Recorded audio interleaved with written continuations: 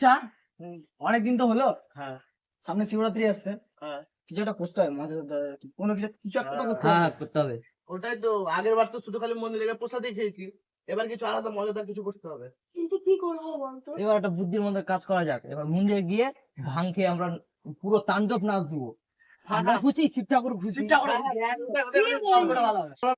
আর জানিস কি হয়েছিল ওই বছর? ওই বছর হয়েছিল কি, যে শিব ঠাকুরের মাথায় না জল ঢেলে আমি গরু গায়ে জল ঢেলে বলেছিলাম ওম নমঃ শিবায়, তাহলে পাড়ার লোক আমাকে পাগল ভেবেছিল জানিস। চলিস না, মন্দিরে যেতে রেডি হ যা। 2 hours later.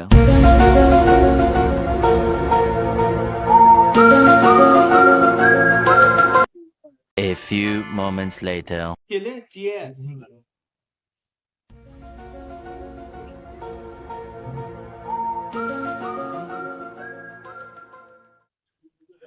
কি অমৃতকে বাবা, কোথায় যাবে? বাবা, খেয়ে দিয়ে উল্টে পড়ে আছে রে, যা।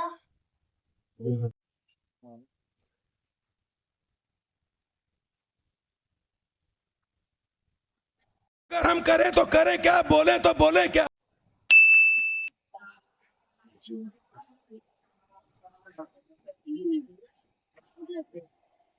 ও শম্ভু বাবা, লাগো লাগো লাগো।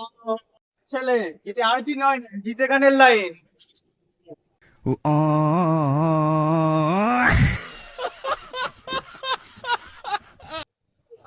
বাবা, তুমি তো আমাকে শেখাচ্ছ বাবা। বাবা তুমি উঠে দিন বাবা।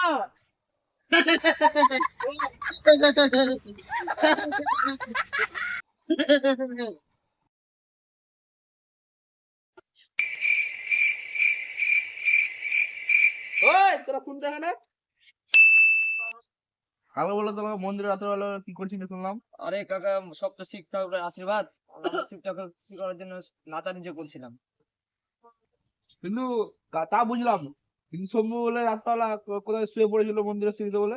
আরে কাকা বলেন, আমি ভেবেছিলাম সিঁড়িতে মহাদেব ঘুমিয়ে আছে, সেই ভেবে আমি সিঁড়িতে ঘুমিয়ে পড়েছিলাম।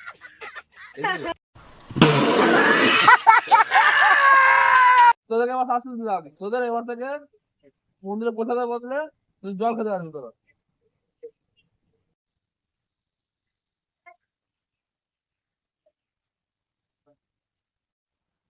তাহলে আমরা জলের মধ্যে ভাং মিশিয়েই খাবো। ওটাই করতে হবে।